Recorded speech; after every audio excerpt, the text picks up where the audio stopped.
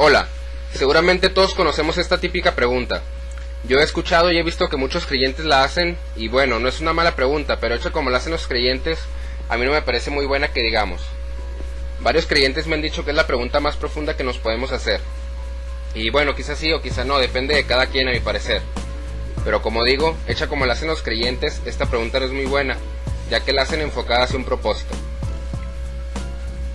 Creo que todos conocen el argumento del diseño o argumento teleológico.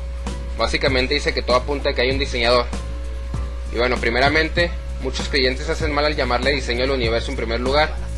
Dicen, todo diseño tiene diseñador, por lo tanto el universo tiene diseñador.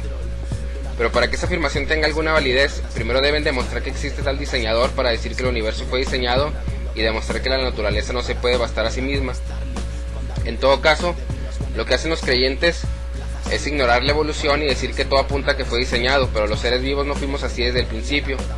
Y dicen, todo apunta a que fue diseñado, pero no lo demuestran. Simplemente lo infieren en base a la complejidad de las cosas, pero lo que digo, ignoran la evolución, sin mencionar que proponen como respuesta a la complejidad una cosa aún más compleja por la cuestión de cómo deben demostrarlo como verdadero. La evolución sí es una respuesta y está basada en evidencias. Y repito, para que el argumento del diseño tenga validez, primero deben demostrar que el diseñador existe y no al revés, como lo es sacar en conclusión que el diseñador existe porque le llaman diseño al universo. Espero me dé a entender. Hawking dice sobre el principio antrópico: vemos el universo en la forma que es porque nosotros existimos. Y expone que hay dos versiones del principio antrópico, la débil y la fuerte, y sobre el tema de la formación del universo, concluye diciendo que si no fuese como es, o que si no hubiese evolucionado como evolucionó, nosotros no existiríamos y que por lo tanto preguntarse cómo es que existimos o por qué no existimos no tiene sentido. Creo que son muy conocidos por todos los argumentos de las probabilidades que usan los creyentes. Que si es muy poco probable que la Tierra estuviera donde está, que si es muy poco probable que la forma de vida se hubiera desarrollado, etc. Citaré algo que encontré en una página que dice: la conclusión es una falacia común en los argumentos basados en teoría de probabilidad. Un ejemplo simple puede aclarar la situación.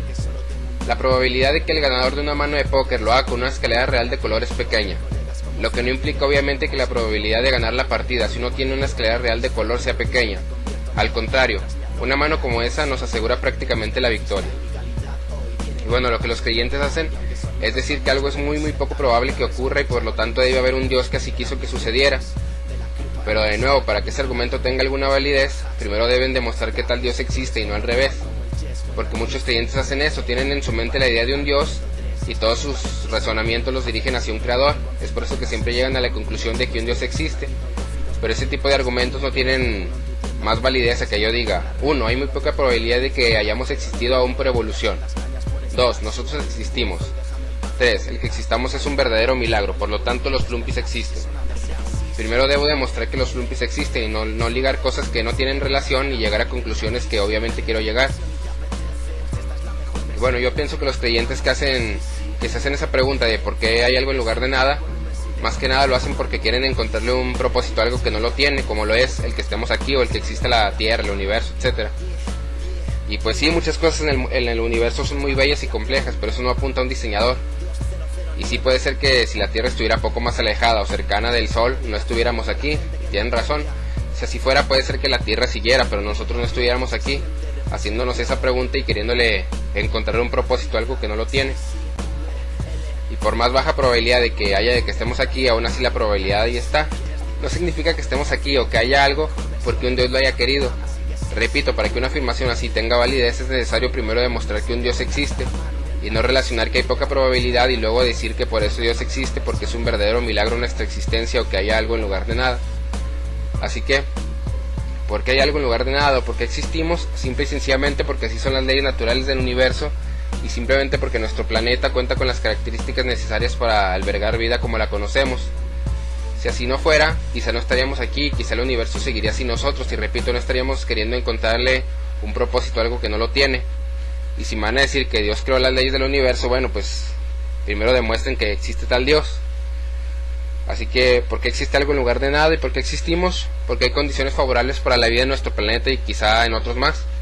Sencillamente porque los fenómenos físicos y, como ya dije, las leyes naturales son adecuados para que prospere nuestra forma de vida.